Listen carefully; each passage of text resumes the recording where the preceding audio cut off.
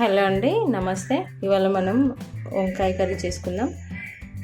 అది పచ్చిమిర్చి కారంతో.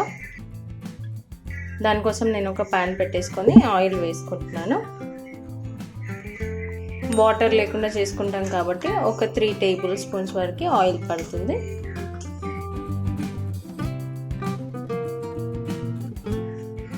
ఆయిల్ కొద్దిగా వేడయ్యాక దాంట్లోకి జీలకర్ర, ఒక 1/2 టేబుల్ స్పూన్ జీలకర్ర వేసుకుందాం.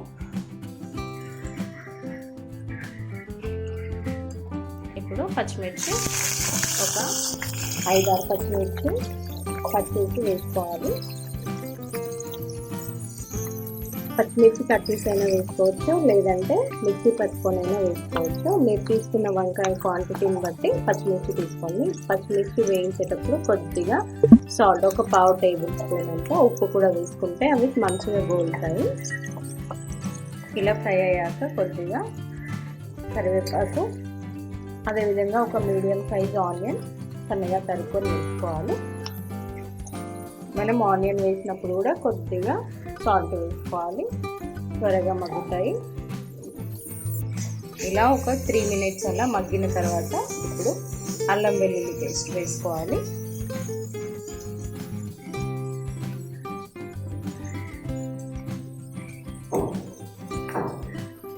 ఒక టేబుల్ స్పూన్ వరకు అల్లం వెల్లుల్లి పేస్ట్ వేసుకొని పచ్చివాసన పోయేంత వరకు కలుపుకోవాలి. ఇలా మగ్గిన తర్వాత ఇప్పుడు పసుపు వేసుకోవాలి, తగినంత ఒక 1/2 టేబుల్ స్పూన్.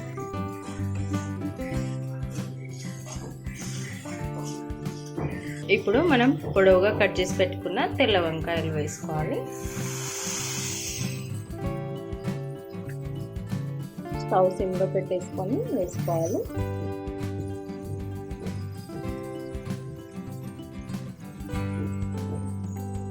కొద్దిగా చక్కెర అండి, వంకాయలు వేసిన తర్వాత ఒక 1/2 టేబుల్ స్పూన్ షుగర్ వేసుకుంటే అవి త్వరగా మగ్గుతాయి. ఒకవేళ మాడినా కూడా ఒక రకమైన టేస్ట్ వస్తుంది కదా వంకాయ, ఆ టేస్ట్ కాకుండా మంచిగా ఉంటాయి. టేస్టీగా ఉండడానికి కొద్దిగా షుగర్ యాడ్ చేసుకోవాలి. ఒక చిటికెడు జీలకర్ర, మెంతులు కలిపి పొడి చేసుకుంటాం కదా, ఆ పొడి వేసుకోవాలి. చిటికెడు అంటే చిటికెడు అంటే ఎక్కువ వద్దు. మూత పెట్టి ఉడికించుకోవాలి. ఇంకా కావాలంటే కొద్దిగా ఒక 1 to 2 టేబుల్ స్పూన్స్ వాటర్ వేసుకొని మగ్గనివ్వచ్చు.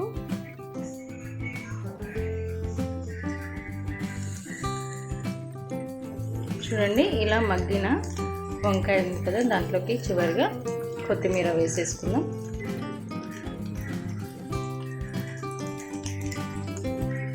స్టవ్ ఆఫ్ చేసేసుకుందాం.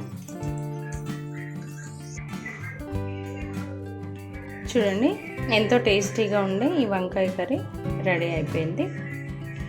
పచ్చికారంతో ఒకసారి ఇలా ట్రై చేసి చూడండి, చాలా టేస్టీగా ఉంటుంది. ఈ రెసిపీ కనుక మీకు నచ్చినట్లయితే లైక్ చేయండి, షేర్ చేయండి, కామెంట్ చేయండి. అలాగే సబ్స్క్రైబ్ చేసుకోండి మన ఛానల్ని, బెల్ ఐకాన్ ప్రెస్ చేయండి. Thank you.